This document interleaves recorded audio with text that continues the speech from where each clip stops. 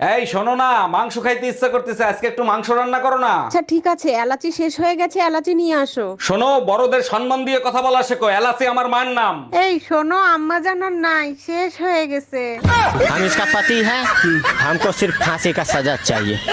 তুই চাতা কোসকান কি কবি ক শীত অনেক পড়ছে, একা একা কম্বল গরম হয় না। তুই কইলেই তো আমি কমু তরে লইয়া কম্বল গরম করতে চাই।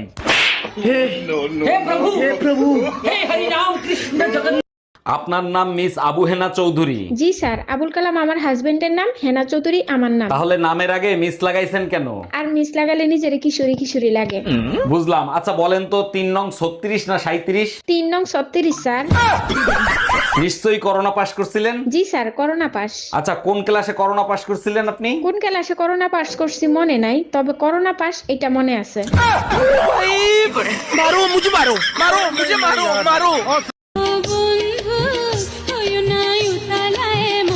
শীতে উতলা হব না তো উতলা হব কখন সোনা? ভুলেও গরমের ভিতর কাছে আসবি না, থাপড়ায় কান গরম করে ফেলাবো। হ্যালো। এই তোর বউ পোষার মুরুদ নাই, তুই বিয়ে করছিলি কেন? আরে বাবা কি হয়েছে সেটা তো বলবা। বাল হইছে, 3 মাস ধরে বাপের বাড়ি ফেলাই থুয়ে গেছে। ওরে আমার সোনা বউ, রাগ করে না, সামনের মাসেই নিয়ে আসবো। শীত চলে গেলে নিয়ে কি বাল ফেলাবি? গাদা কোথাকার।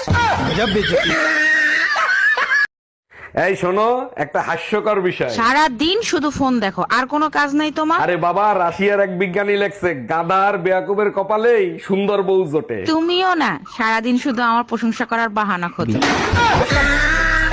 তোর সংসার নেই, তুই থাক, গেলাম আমি বাপের বাড়ি। যাও, কিন্তু যাওয়ার আগে সুমন ফকিরের 600 টাকা দিয়ে যাইও। কিসের টাকা? আমি তো তার কাছ থেকে কোনো টাকা ধার আনি নাই। তোমার জন্য একটা তাবিজ আনছিলাম, বলছিল তাবিজে কাজ করলে টাকা দিয়েন। কি তুই আমারে তাবিজ করছিলি?